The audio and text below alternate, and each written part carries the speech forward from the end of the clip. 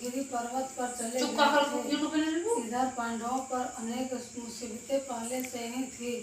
इससे द्रौपदी ने शोक विह्वल हो कृष्ण की आराधना की। कृष्ण उपस्थित हुए और पूछा, क्यों, तुम्हें क्या कष्ट है? द्रौपदी ने हाथ जोड़कर कहा, प्रभु, मुझे क्या कष्ट है, आप तो स्वयं जानते हैं।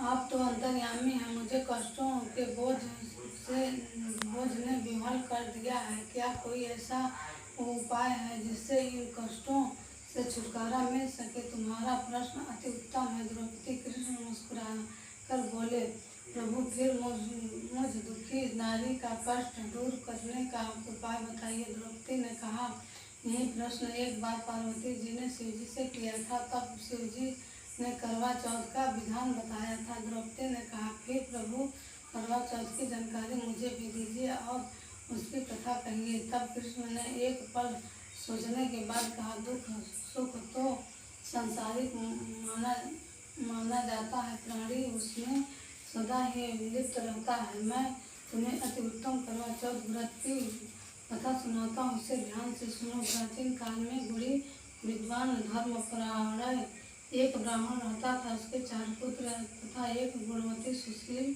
पुत्री थी। पुत्री ने विवाहित होकर चतुर्थी का व्रत किया, किंतु चंद्रोदय से पूर्व ही उसे क्षुधा ने बाध्य कर दिया। इससे उसके स्नेही भाइयों ने छल से पीपल की आड़ में कृत्रिम चंद्रमा बनाकर दिखा दिए। लड़की ने अर्घ देकर भोजन कर लिया। भोजन करते ही उसके पति की दिल गति बंद हो गई। इससे दुखी हो उसने अन्न जल त्याग दिया। उसी रात्रि में इंद्राणी भूमि चरण करने आई। ब्राह्मण पुत्री ने उससे अपने दुख का कारण पूछा। इंद्राणी ने बताया, मुझे तुझे करवा चौथ व्रत में चंद्र दर्शन से पूर्व भोजन कर लेने से यह कष्ट मिला है। तब उस लड़की ने हाथ जोड़कर विनय की कि इससे मुक्ति होने का कोई उपाय बताइए।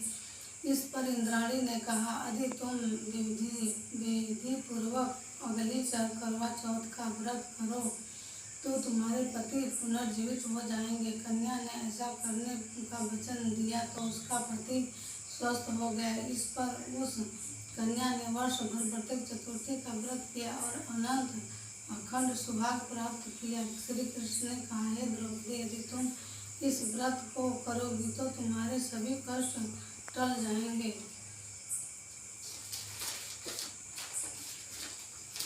इस प्रकार द्रौपदी ने यह व्रत किया और पांडव सभी क्षेत्रों में विजयी हुए। इस प्रकार सौभाग्य, पुत्र पौत्रादि तथा और धन धान्य की इच्छुक स्त्रियों को यह व्रत विधि पूर्वक करना चाहिए। इस व्रत में भगवान शंकर की आरती की जाती है।